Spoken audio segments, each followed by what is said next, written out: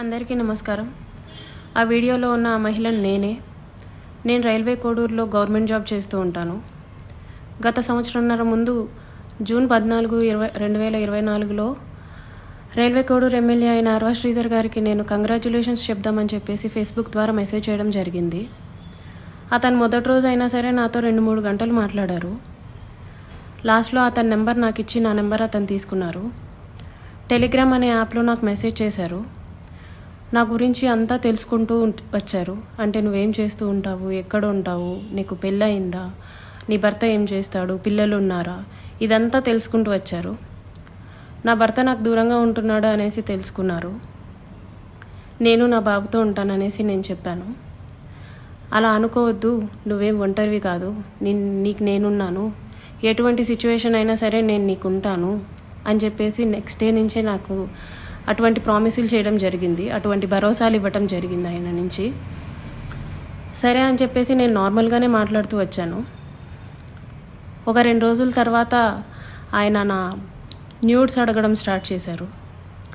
Video calls చేయని చెప్పేసి బలవంతం చేయడం స్టార్ట్ చేశారు. ఇదంతా కరెక్ట్ కాదండి అనేసి నేను అన్నప్పుడు అతను చాలా ఫాస్ట్గా టర్న్ అయిపోయి సీరియస్ అయిపోయి నన్ను బెదిరించడం జరిగింది. ఇది నా కోడూరు, నా నియోజకవర్గం, నువ్వు ఒక చిన్న ఎంప్లాయీవి, నీకు ట్రాన్స్ఫర్ చేయాలన్నా సరే నేనే దిక్కు, నీ మీద ఎంక్వైరీలు వేయిస్తాను, నీ కొడుకు నువ్వు ఒక్కరే ఉంటారు, జాగ్రత్త మరి చూసుకో అని చెప్పేసి బెదిరించడం జరిగింది. అయినా కూడా నేను న్యూస్ పంపలేదు. కానీ దాని తర్వాత నుంచి కలుద్దామని చెప్పేసి నన్ను చాలా టార్చర్ చేయడం జరిగింది. కలుస్తావా లేదా అని చెప్పేసి బెదిరించడం జరిగింది. నేను కలవను అని చెప్పేసి జూన్ 14 నుంచి ఒక 20 రోజుల దాకా నేను అసలు కలవను అని చెప్పేసి భయపడుతూనే చెప్పాను. భయపడుతూనే నేను ఇగ్నోర్ చేస్తూ వచ్చాను. ఆయన ఒకసారి అన్నారు, నీ కొడుకు నువ్వు ఒంటరిగా ఉంటారు, చూసుకో, నీ కొడుకు ఏమైనా అయితే నన్ను అడగద్దు అనేసి భయపెట్టడం జరిగింది. సరే అని చెప్పేసి నేను జూలై 9, 2024లో ఫస్ట్ టైం కలిశాను అతన్ని. ఆయనే వచ్చేసి కారులో మా ఇంటి దగ్గరికి వచ్చి పిక్ చేసుకొని కడప రూట్ వెళ్దాం, కడప దాకా వెళ్దాం అనేసి చెప్పారు. ఏం మాట్లాడాలి అనేసి నేను అడిగాను. ఏమొద్దు, ఏం మాట్లాడద్దు, కడప దాకా వెళ్దాం అనేసి చెప్పారు. కడప దాకా వెళ్ళకుండానే రాజంపేట దగ్గర ఏదో పల్లె దగ్గర ఆపేశారు. మొత్తం డార్క్గా ఉంది ప్లేస్. ఎందుకండి ఆపారు అనేసరికి నాకు నువ్వు సెక్షువల్గా కావాలి అనేసి అడిగారు. లేదండి, నేను సెక్షువల్గా కుదరదు, నేను అలాంటి దాన్ని కాదు అనేసి చెప్పాను. నేను అలా చెప్పేలోపే నా ప్రైవేట్ పార్ట్స్ని టచ్ చేయటం, నన్ను బలవంతంగా దగ్గరికి తీసుకోవడం లాంటివి జరిగాయి. నేను కార్ డోర్ ఓపెన్ చేయడానికి ట్రై చేశాను. అతను నా జుట్టు పట్టుకొని వెనక్కి లాగేసి నన్ను గట్టిగా కొట్టారు. 2-3 సార్లు కొట్టారు. చాలా గట్టిగా కొట్టి కార్ సీట్ని అడ్జస్ట్ చేసేసి నా మీదకి వచ్చేసి నన్ను చాలా బలవంతంగా రేప్ చేయడం జరిగింది. నేను అరవడానికి ట్రై చేస్తుంటే నన్ను చాలా గట్టిగానే కొడుతూ వచ్చారు. అలా నా మీద ఫస్ట్ అటెంప్ట్ జరిగింది. నన్ను ఇంటి దగ్గర డ్రాప్ చేసి నేను దిగుతున్న టైంలో, నువ్వు ఈ విషయం ఎవరికైనా చెప్పినా సరే నువ్వు కొలాప్స్ అయిపోతావు, నీ ఫ్యామిలీ కొలాప్స్ అయిపోతుంది, స్పాయిల్ చేసిస్తాను అని చెప్పేసి నాకు చెప్పడం జరిగింది. నేను ఆ భయంతో ఇంటికి వెళ్ళిపోయాను. నేను మా బాబే ఉంటాము. నెక్స్ట్ డే కూడా ఆయన కలుద్దాం, మాట్లాడాలి అని చెప్పేసి బెదిరిస్తూ వచ్చారు. అలా నాకు ఆగస్ట్ ఎండింగ్లో నా ఫస్ట్ ప్రెగ్నెన్సీ అతని వల్ల వచ్చింది. ఈ విషయం నేను అతనికి చెప్పాను. చెప్తే అబార్షన్ చేయించుకో వెంటనే అనేసి అన్నారు. నేను అబార్షన్ చేయించుకోవట్లేదు, నీ వల్ల నాకు ఇంత జరిగింది, నేను అబార్షన్ చేయించుకోవట్లేదు అంటే అప్పటికి నన్ను బెదిరించారు. నువ్వు అబార్షన్ చేయించుకుంటే నువ్వు బ్రతుకుతావు, నీ ఫ్యామిలీ బాగుంటుంది, నీ ఉద్యోగం బాగుంటుంది, లేకపోతే నా గురించి నీకు తెలుసు అని చెప్పేసి చెప్పడం జరిగింది. నేను అబార్షన్ చేయించుకోను, ఎట్టి పరిస్థితుల్లో అబార్షన్ చేయించుకోను అనేసి నేను వాదించాను. ఒక 2-3 సార్లు 2-3 రోజులు నన్ను బాగా బెదిరించి తర్వాత అష్యూరెన్స్ ఇచ్చారు. సరే, నీ భర్తకి నువ్వు విడాకులు ఇచ్చేసి నేను నిన్ను పెళ్లి చేసుకుంటాను, మీరు ఎలాగా దూరంగానే కదా ఉంటారు, నేను నిన్ను పెళ్లి చేసుకుంటాను, నీ భర్తకి నువ్వు విడాకులు ఇచ్చేసి అనేసి అన్నారు. అప్పటికి నేను ఒప్పుకోలేదు. అబార్షన్ చేయించుకో, ఇది అయితే ఫస్ట్ అబార్షన్ చేయించుకో అని చెప్పి నమ్మించడానికి నేను నిన్ను పెళ్లి చేసుకుంటాను అనేసి నాకు చెప్పారు.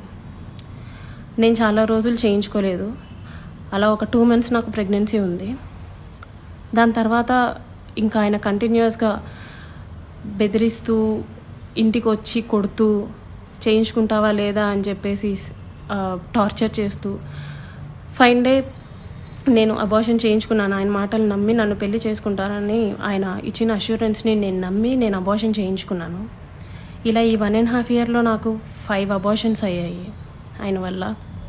ఎప్పుడూ మా ఇంటికి రావటం, నాకు ఇష్టం లేదు అని చెప్పినా సరే నన్ను బలవంతంగా బయటికి తీసుకెళ్ళో లేకపోతే ఇంట్లోనో నన్ను కొట్టి మా వాళ్ళని బూతులు తిట్టి చాలా రకంగా నన్ను సెక్షువల్లీ అటెంప్ట్ చేయడం జరిగింది.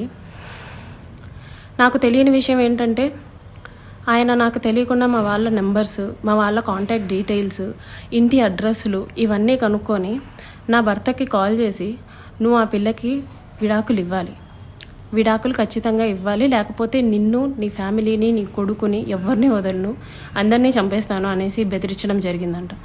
ఇది నాకు తెలీదు, ఈ విషయం నాకు తెలీదు. నా భర్త నన్ను తర్వాత కాల్ చేసి అసలు ఏం జరుగుతుంది అక్కడ అనేసి అన్నారు. ఇలా జరుగుతుంది అనేసి నేను మా ఇంట్లో వాళ్ళకి చెప్పాను.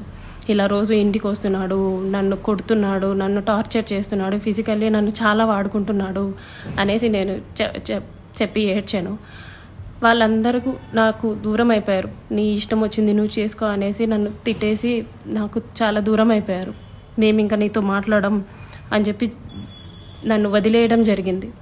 ఇదంతా ఆయన ప్లాన్డ్గానే చేసినట్టున్నారు. మా వాళ్ళందరినీ నాకు దూరం చేయాలి అన్న ఒక ఉద్దేశంతో చేసినట్టున్నారు. వాళ్ళందరూ నన్ను దూరంగా వదిలేశారు. మా ఆయన మా బాబుని తీసుకెళ్ళిపోయాడు. నేను ఒక్కదాన్నే ఉంటూ వచ్చాను. గత 6 నెలలుగా నేను ఒక్కదాన్నే ఉంటూ వచ్చాను. నేను నా ఒంటరితనాన్ని, నాకు పేరెంట్స్ లేరు, అమ్మ నాన్న లేరు అడగడానికి చేయడానికి, అమ్మ నాన్న లేరు. అతను నాకు అష్యూరెన్స్ ఇస్తూనే వచ్చాడు, మ్యారేజ్ చేసుకుంటాను ఎక్సెట్రా అని చెప్పి.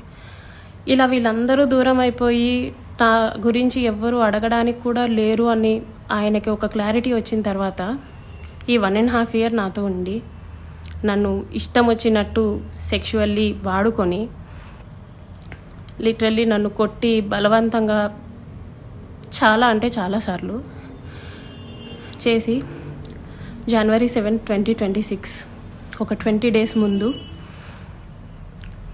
నేను నిన్ను పెళ్లి చేసుకోను, నువ్వేం చేసుకుంటావో చేసుకో, నీ ఇష్టం వచ్చింది చేసుకో, నీ దిక్కున్న చోటు చెప్పుకో, నీ గురించి ఎవడొస్తాడో నేను చూస్తాను, నేను మాట్లాడతాను అనేసి నాకు చెప్పడం జరిగిందండి.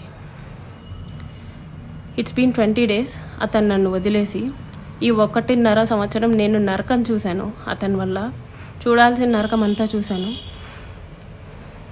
నాకు ఇప్పుడు న్యాయం కావాలని చెప్పేసి నేను